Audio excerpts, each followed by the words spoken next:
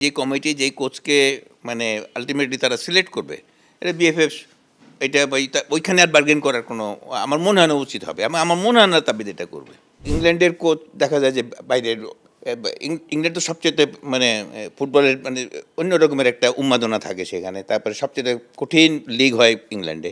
তারপরেও দেখা যায় যে ওদের ন্যাশনাল টিমের কোচ দেখা যায় বাইরের।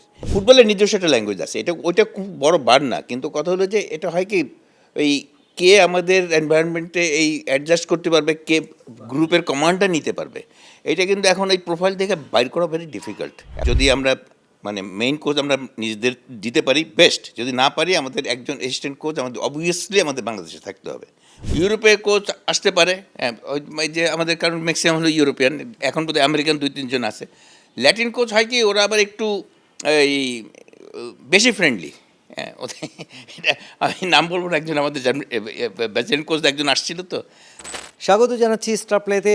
এই মুহূর্তে রয়েছি বাংলাদেশের ফুটবলের এক পরিচিত মুখ, বাংলাদেশের ফুটবলের সবচাইতে প্রবীণ খেলোয়াড়, প্রবীণ কোচ গোলাম সারোয়ার টিপুর সঙ্গে। তার কাছে জানতে চাইবো, যখন বাংলাদেশের ফুটবলের সবচাইতে আলোচিত বিষয় জাতীয় দলের কোচ নিয়োগ, সেই কোচ নিয়োগ প্রসঙ্গে তার কাছে জানতে চাইবো বেশ কিছু বিষয়। তার সঙ্গে একটু আলাপচারিতায় মেতে উঠতে চাই। টিপু ভাই, আপনাকে স্বাগত স্টার প্লেতে। ধন্যবাদ ধন্যবাদ। টিপু ভাই, আপনি তো বাংলাদেশের ফুটবলের সাথে দীর্ঘদিন অতিবাহিত করেছেন, খেলোয়াড় হিসেবে করেছেন, কোচ হিসেবে করেছেন। বাংলাদেশের ফুটবলের একটা কালচার রয়েছে নিজস্ব, বাংলাদেশের ফুটবলের একটা সংস্কৃতি রয়েছে, বাংলাদেশের ফুটবলের একটা এনভায়রনমেন্টও রয়েছে। সেই পরিবেশে যখন কোচ নিয়ে অনেক কথা হচ্ছে, তখন আপনার কাছে কি মনে হয় কী ধরনের কোচ প্রয়োজন হবে বাংলাদেশে? না, কোচ তো এখন ইংল্যান্ডের কোচ দেখা যায় যে বাইরের ইংল্যান্ড তো সবচেয়ে মানে ফুটবলের মানে অন্য রকমের একটা উন্মাদনা থাকে সেখানে। তারপরে সবচেয়ে কঠিন লিগ হয় ইংল্যান্ডে। তারপরেও দেখা যায় যে ওদের ন্যাশনাল টিমের কোচ দেখা যায় বাইরের। ব্রাজিল 5বারের চ্যাম্পিয়ন, তাদের কোচ এখন অ্যানচেলোটি। এটা এখন ওই যে কোচ আমাদের দেশের, যদি আমাদের ওরকমের ইকুইপড, আমাদের ওয়েল ইকুইপড জন্য কোচ যদি আমরা আমাদের পাইতাম, তাহলে তো ভালো হতো যে আমাদের ল্যাঙ্গুয়েজটার একটা ব্যাপার আছে। তো ফুটবলের নিজস্ব একটা ল্যাঙ্গুয়েজ আছে, এটা ওইটা খুব বড় বার না, কিন্তু কথা হলো যে এটা হয় কি ওই কে আমাদের এনভায়রনমেন্টে এই অ্যাডজাস্ট করতে পারবে, কে গ্রুপের কমান্ডটা নিতে পারবে, এটা কিন্তু এখন এই প্রোফাইল থেকে বাইর করা ভেরি ডিফিকাল্ট। এখন যারা নাকি যারা এটা কাজটা করছে, কানন, ইকবাল এবং টিটু, দে আর ইকুইপড, যারা এটা জানে যে কীভাবে করতে হবে, ফাইন। এখন তারা বোধহয় একটা স্যাম্পলিং করছে, একটা একটা নাম্বার দিচ্ছে। এখন এটা ম্যানেজমেন্ট কমিটি তারা এখন দেখবে যে যখন তারা ওই যে ইন্টারভিউ যখন নেবে, তখন বুঝতে পারবে যে আমাদের কালচারের সঙ্গে অনেকে আছে না কুচা, ওইটা করলে তার হবে না। এখন এই ক্রুশিয়ানি আসছিল, মনে আছে ইয়ের আর্জেন্ট, ওর কিন্তু ওই একটা প্রবলেম ছিল। অথচ ওই যে কি জানি জার্মানির ছিল পাগল মতো আর কি, নাম এখন অটো ফিস্টার, ও কিন্তু আবার মানে ভীষণ রকমের প্লেয়ারদের সঙ্গে মিশে যেত। ওই জিনিসটা মানে গ্রুপ কমান্ডটা নেওয়া যে নিতে পারবে সেই সাকসেসফুল হবে। তারপরে তো প্লেয়াররা মাঠে তাদেরকে ডেলিভার করতে হবে। কোচ তো তার ফিলোসফি সেটা সে ট্রেনিং সেশনে, তারপরে ক্লাসরুমে সেটা সে প্লেয়ারদের ভিতরে ইনজেক্ট করার চেষ্টা করবে, ফাইন। কিন্তু কত প্লেয়ারদের তো মাঠে সেটা প্রডিউস করবে। এখন ওইটা আদায় করার মতো ওই যে মেশা, সবার সঙ্গে ফ্যামিলি খবর রাখা, যে ওই অটোফিসটা আমি তখন তার রেজিস্ট্যান্ট করছিলাম, সে আমার ফ্যামিলি সম্বন্ধে, আমার ছেলে মেয়ে কজন, এই সেই কোথায়, মানে সব সে আমার নিয়ে যায়। এই যে ইয়ে করা মানে অ্যাটাচমেন্টটা তৈরি করা, সেইটা দুর্দান্ত ব্যাপার, এটা কাজ করে। এবং আর কোচ এখন আমাদের এখন বাইরের থেকে কোচ আনা হয় কি আমাদের আমাদের প্লেয়ারদের হয় কি ওই ভাই আমার আজকে এই প্রবলেম হয়েছে, ওই মানে এটা যদি আমাদের লোকাল কোচ থাকে ওই একটা সুবিধা নিতে চেষ্টা করে, ওই বিদেশি কোচ থাকলে ওই জায়গাটা থেকে একটু একটা অ্যাডভান্টেজ পাওয়া যায়। যেই জায়গায় একটু জানতে চাই যে বাংলাদেশের ফুটবলে যখন হামজা, সমিত, ফাহমিদুলদের মতো, জায়ানদের মতো বিদেশি খেলোয়াড় মানে প্রবাসী খেলোয়াড়রা রয়েছেন, এবং বাংলাদেশের ফুটবলের মানটা কিন্তু এখন অনেক বাড়ছে, এটা নিঃসন্দেহে স্বীকার করতে হবে। সেই জায়গায় আপনার কাছে কি মনে হয় যে আসলে এশিয়ান লেভেলের কোনো কোচ না রেখে ইউরোপিয়ান কোচ রাখা বেটার, নাকি লাতিন? না, আমাদের কিন্তু একটা জিনিস আমার খেয়াল রাখতে হবে, আমাদের একজন কোচ কিন্তু আমাদের যদি আমরা মানে মেইন কোচ আমরা নিজেদের দিতে পারি বেস্ট, যদি না পারি আমাদের একজন অ্যাসিস্ট্যান্ট কোচ আমাদের অবভিয়াসলি আমাদের বাংলাদেশে থাকতে হবে, মানে ওই ইন্টারপ্রিটেশনের জন্য। আর হলো বিদেশি কোচের মানে যে নাকি ওই যে গ্রুপ কমান্ডটা যে নিতে পারবে, group command in the sense যে তাদের ওই যে শাসন সেটা না, কিন্তু যে কমিউনিকেশন তাদের সঙ্গে মানে মিশে যাওয়াটা, মানে ফ্রেন্ডলি হওয়া, ফাদারলি একটা অ্যাটিচিউডও থাকতে হবে, সব মিলে ওইটা যে করতে পারবে সেই সাকসেসফুল হবে।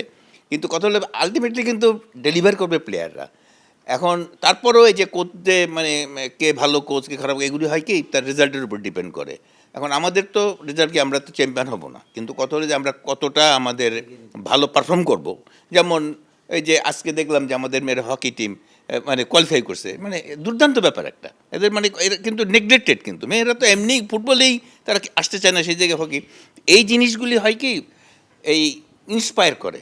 এখন যদি আমাদের রেজাল্ট যদি ভালো হয় ফুটবল, এখন এই যে হামজা আসার পরে বা আমার অন্য ছেলেগুলির আসার পরে এখন স্টেডিয়াম প্যাকড আপ থাকে, স্টেডিয়াম, এবং খেলার ধরনও কিন্তু অনেকটা মানে চেঞ্জ হয়েছে, আমরা অনেক অ্যাটাকিং ফুটবল খেলতেছি, সেই ফাইন। কিন্তু কত হলো যে আমাদের কোচ যদি এখন আসে, আমাদের মনে হয় ইউরোপের কোচ আসতে পারে, ওই যে আমাদের, কারণ ম্যাক্সিমাম হলো ইউরোপিয়ান, এখন বোধহয় আমেরিকান 2-3 জন আছে।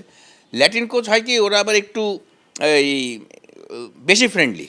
হ্যাঁ, ওদের এটা আমি নাম বলবো না, একজন আমাদের ব্যাচেন কোচ একজন আসছিল, তো ও হয় কি ওরা খুব মানে মিশতে যায় এমনভাবে মিশে, আবার ওই যে একেবারে বেশি মানে ডিস্টেন্সটা বেশি কমায় ফেলে, যেটা কমান্ড যেটা সেটা আবার আবার মানে নষ্ট হয়। এদিক থেকে আমার মনে হয় ইউরোপিয়ান কোচই আমার জন্য, আমি যদি আমার ধারণা যে এটা ভালো, ওরা ভালো, কারণ ওরাই ভালো বলতে পারবে, ওরা যখন প্লেয়ারদের অ্যাটিচিউডও জানে, আসলে পর ওদের সঙ্গে মিশার পর, আমি তো আর মাঠে যখন কোচদের প্র্যাকটিস তো দেখি না, ন্যাচারালি ইউরোপিয়ান কোচ হলে বেটার হবে আর কি।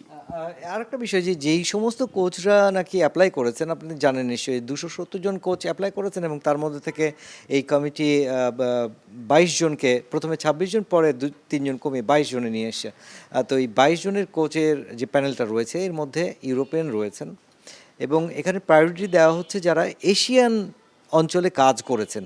এইটাকে আপনি কিভাবে দেখছেন, যে তাদের এই সিদ্ধান্তটাকে কিভাবে এটা দেখছেন? ঠিকই আছে, এ কারণে যে ওই যে এশিয়ান মানে এখানে নানান জায়গায় তাদের হয়তো কত নম্বরে ছিল, ওয়ার্ল্ড র্যাঙ্কে কত নম্বরে ছিল, এরা কোথায় নিছিল, ওইটা যেমন তারা জানতে পারবে 1 নম্বর। দুর্বলতা, তাছাড়া এশিয়ান কালচারটাও তাদের জানা আছে। এখন এই আমাদের প্লেয়ারদের এই যে অ্যাটিচিউড কী হয় সাধারণত, ফুড হ্যাবিটস কী, তারপরে গ্রুমিং টাইমে তাদের ইয়ে কী ছিল, মানে নিউট্রিশন প্রবলেম কোনো ছিল কি না, বা এই জিনিসগুলি যে স্টাডি করতে হবে, এটা যারা এসে কাজ করছে তাদের জন্য এটা আসলে এটা বেটার হবে, আমার মনে হয় এটা গুড আইডিয়া।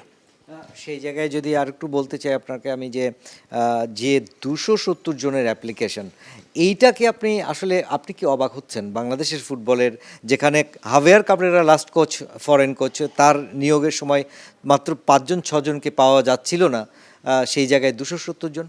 এটা বোধহয় রিসেন্ট আমাদের যে ফুটবলের যে পারফরমেন্স ফিফাতে, ওরা তো ওরা সবসময় তো ইয়ের ভিতরে থাকে, তো ওরা ওইটা দেখে বোধহয় তারা ইমপ্রেস করছে যে হয়তো এখানে কাজ করলে আরেকটু যদি, মানে ক্রেজটা তো দেখছে। আমি একজন কোচের কথা, কোচ তো না, সে অ্যাসিস্ট্যান্ট ডাইরেক্টর ছিল জার্মানির, সে 66 ওয়ার্ল্ড কাপের সে ছিল টেকনিক্যাল ডাইরেক্টর। ও আমাদের এখানে আসছিল 7 দিন 15 দিনের জন্য, একটা ওই যে ন্যাশনাল টিমের ট্রেনিংয়ের জন্য। ও যখন দেখছে যে মুসা, তখন ওই পাকিস্তান টাইমে 67-এর কথা বলতেছি, পাকিস্তান মুসা এরা প্র্যাকটিস করতে গেছে হাজার হাজার দর্শক, তখন একটা কথা বলছিল যে এই দেশের ফুটবল ইমপ্রুভ না করার কোনো কারণ নেই, যেখানে এত সমর্থক আছে। তো এখন যেটা ইউ মেনশন যে ওই যে এত কোচ অ্যাপ্লাই করছে, এটা ওই যে রিসেন্ট আমাদের পারফরমেন্সটা বোধহয় ওদেরকে অ্যাট্রাক্ট করছে, এবং ওই ছবি টবি দেখছে যে স্টেডিয়াম প্যাকড আপ, এইসব জিনিস। এখন এটা তো এই যারা নাকি কোচিং করবে তারা কি এটাও চায়, কিন্তু এটা বাংলাদেশের ফুটবলের জন্য positive sign. Definitely positive, definitely positive sign. এবং এটা এখন আমাদের ধরে রাখতে হবে। সবচেয়ে বড় যে আমাদের যে বাইরের ছেলেরা, যে শুধু কোচের কথা বলবো কেন, এই যে আমেরিকান বাচ্চা ছেলে, হ্যাঁ, সে ইন্টারেস্ট শো করলো না, যে আন্ডার 20-তে যে খেললো যে আমেরিকান ছেলেটা, আর ইয়েতে রোনা, তো এখন ও যে ইন্টারেস্ট শো করছে, হ্যাঁ, এইটাই তো আমাদের জন্য পজিটিভ সাইন। এবং এই যে কোচরা যে এতজন অ্যাপ্লাই করছে, এটা তো আমাদের জন্য বিরাট ব্যাপার। এখন এটাকে ধরে রাখা এবং এটাকে এখান থেকে আরও এগিয়ে যাওয়াটা হলো ইম্পর্টেন্ট ব্যাপার। কিন্তু সেক্ষেত্রে যেটা দাঁড়াচ্ছে, বাংলাদেশের ফুটবলের প্রেক্ষিতে ফেডারেশনের সামর্থ্যের জায়গায় আসলে অর্থনৈতিক স্ট্যাবিলিটি বা অর্থনৈতিক সামর্থ্যটাও একটা বড় ব্যাপার হয়ে দাঁড়িয়েছে। আপনার কাছে কি মনে হয় যে আসলে অর্থনৈতিক যে ভিত্তি বা কোচদের যে ডিমান্ড, সেই জায়গাটায় কোন বিষয়টাকে প্রাধান্য দেওয়া উচিত? যে টাকার দিকে না তাকিয়ে ভালো কোচের দিকে তাকানোটা বেশি জরুরি, নাকি দুটো সমন্বয় করা উচিত? এটা তো আমাদের রিসোর্স অনুসারে তো আমাদের you have to cut your coat according to cloth, তাই না? তো কত কাপড় আছে ওই অনুসারে কোট কাটতে হবে। তো এটা এখন এটা ম্যানেজ করতে হবে আর কি। এখন যতটা মানে কোচকে আমরা যদি ভালো কোচ আনতে চাই, আমাকে we have to spend more money, এটা তো আর ইয়ে নাই। সবচেয়ে খারাপ যেটা সেটা হলো যে আমাদের বিএফএফের একসময় বিএফএফের পয়সা দিয়ে সবগুলি ফেডারেশন চলতো, মানে ফুটবলের পয়সা দেওয়া, বিএফএফ ফুটবল পয়সা দেওয়া। এখন সেই ফুটবলকে এখন ওই মানে এনএসসির কাছে বা মিনিস্ট্রির কাছে পয়সা যেতে হয়। আগে কিন্তু এরা মানে ফুটবল ফেডারেশন থেকে কিন্তু পয়সা এইসব জায়গায় কন্ট্রিবিউট করতো, কিন্তু আমাদের নিজেদের মাঠ নেই, ফুটবল ফেডারেশনের একটা মাঠ নেই সারা বাংলাদেশে। এইটা খুব মানে দুঃখের ব্যাপার, আমাকে খুব কষ্ট দেয়। কারণ ফুটবলে যে যদি নাকি বসুন্ধরাকে ক্রেডিট দিই যে তারা একটা মাঠ করে দিছিল, নাহলে তো গত 3 বছর আমাদের খেলাই হতো না। তাই কোথায় যেতে হবে আমরা? তো এখন এই জায়গাগুলি একটু চিন্তা করতে হবে। এখন যেভাবে হোক নিজস্ব একটা মাঠ ছোটো আকারে হলেও নিজের মানে অন্তত ন্যাশনাল টিমের প্র্যাকটিসের জন্য কোনো প্রবলেম না হয় এই রকমের, এবং খেলার মতো যদি করা যেত আরও ভালো। এরকমের ঢাকায় ঢাকায় না ঠিক বাংলাদেশের এই যে অন্তত 8টা ডিভিশনে 8টা নিজস্ব মাঠ যদি আমি তাবিদাউলকে রিকোয়েস্ট করব, অনুরোধ করব যে উনি যেন এটা একটু পার্সু করে এবং নিজস্ব মাঠ অন্তত ওই 8টা ডিভিশনে 8টা মাঠ দিয়ে শুরু হোক, তারপরে যদি বাড়ানো যায়। কোচ আমি বললাম না যে ইউরোপের কোচ হলে আমাদের, আমি বলছি যে কোচ নিয়োগের ক্ষেত্রে আসলে তার বেতনটা অনেক বেশি হয়ে যাচ্ছে, এটা নেওয়া যাবে না, বা এটা কম হয়ে যাচ্ছে, এটা নেওয়া হোক, এরকম বিষয়গুলোকে মাথায় আনা উচিত। এগুলি মাথায় আনা বোধহয় ঠিক হবে না। তাদের এই যে যারা নাকি ওই যে কমিটি যেই কোচকে মানে আলটিমেটলি তারা সিলেক্ট করবে, এটা বিএফএফ এটা ওইখানে আর বার্গেন করার কোনো আমার মনে হয় না উচিত হবে। আমার মনে হয় না তাবিদ এটা করবে। আমার যারা ওরা যেটা সাজেস্ট করবে যে চুজ করবে যে মুখে আমরা মনে করলাম এই বেস্ট হবে, ও যদি রাজি থাকে সব কিছু মিলে যায়, তখন ওই পয়সা করির ব্যাপারের জন্য এটা আটকায় না থাকে, এটা এটা আমার এই রিকোয়েস্টটা তার কাছে থাকবে আর কি। আরেকটা বিষয় জানাতে চাই, আপনার কাছে জানতেও চাই, সেটা হচ্ছে যে দুনিয়ার সেরা যারা ফুটবলার রয়েছেন এই মুহূর্তে তাদের মধ্যে নেইমার জুনিয়র একজন, এবং আমরা জেনেছি যে নেইমার জুনিয়র তার কোচ যিনি অলিম্পিক পদকজয়ী কোচ তাকে সাজেস্ট করেছেন বাংলাদেশে সিভি জমা দেওয়ার জন্য, এবং তার সিভিটা বাংলাদেশ ফুটবল ফেডারেশনের টেবিলে পড়েছে। এই যে বিশ্বমানের একজন ফুটবলার, তিনি বাংলাদেশের ফুটবলের জন্য বলছেন তার শিক্ষককে যে তুমি যাও খেলো, এইটাকে কিভাবে ভাববেন? আসলে বাংলাদেশের ফুটবলের মানের কথাই আসবেন কি? এটা তো মানে আমার কাছে মনে হয় মানুষ থেকে ও বোধহয় ও জানে যে বাংলাদেশে কিরমের দুইটা ক্রেজ আছে। হ্যাঁ, ওইটা বোধহয় ও জানে, বোধহয় যে নিশ্চয়ই জানছে। ওই যে বাঙালি একটা ছেলে বোধহয় ওর খুব ক্লোজ, ওর কাছ থেকে শুনছে যে ওর জন্য মানে আত্মহত্যাও করছে ব্রাজিল হারার কারণে। তো এইটা বোধহয় ওকে ইন্সপায়ার করছে যে ঠিক আছে, তুমি ওই জায়গায় যখন এরকম একটা ক্রেজ আছে, ব্রাজিলের এত সমর্থক আছে, you go and try to help them, এরকম হয়তো হইতে পারে। এবং সব কিছু মিলে এক বাক্যে কি বলবেন, বাংলাদেশের ফুটবলটা এগোচ্ছে নাকি পিছোচ্ছে, আপনার কি মনে হয়? না না, আমি মাঝখানে কিন্তু বাংলাদেশের খেলা দেখা বন্ধ করে দিয়েছিলাম, কিন্তু এখন আমি মিস করি না। এবং আমার কাছে ভালো লাগছে যে আর সবচেয়ে মানে ইন্সপায়ারিং হলো আমাদের যে বাইরের ছেলেরা কিন্তু এতে মানে নিজের ওদের ইন্টারেস্ট শো করতেছে। হ্যাঁ, এইটা তো বিরাট ব্যাপার, এটা তো বিরাট ব্যাপার। এখন ওদের উপর ওরা ওইখান থেকে আমরা ওই বাইরে ওরা খেলবে, ওরা ওইখান থেকে আমাদের এখানে এসে সার্ভিস দেবে, এটা যেমন আমাদের প্রাইডের ব্যাপার, কিন্তু এইটার উপরে নির্ভর করাটা আবার মানে অন্যায় হবে, ভুল হবে। আমাদের কিন্তু আমাদের লোকাল মানে এই স্ট্রাকচারটার জন্য ঠিক থাকে, পাইপলাইনটা যাতে ঠিক থাকে, এই দিকের জন্য নজর থাকে। আমরা শেষে যে ভুলে না যাই যে আমাদের দরকার নাই, ওরাই আসিয়ে খেলে দেবে, এটা কিন্তু ভালো জিনিস হবে না। ওরা আসতেছে আমাদের গর্ব, আমরা খুব প্রাউড ফিল করি ওরা যে আসতেছে। এবং এই যে ফরেন কোচরা যে আমাদের এখানে আসার জন্য ইন্টারেস্ট শো করছে এতজন, এটাও আমাদের একটা প্রাইডের ব্যাপার, আমাকে উৎসাহিত করে। কিন্তু কথা আমাদের এই লোকাল কোচদের প্রতিও আমাদের সম্মান থাকতে হবে, আগ্রহ থাকতে হবে, এবং পাইপলাইনটা যেন ঠিক থাকে, আমরা নাম্বার অফ প্লেয়ার যেন বেশি পাই, ওদিকে নজর রাখতে হবে।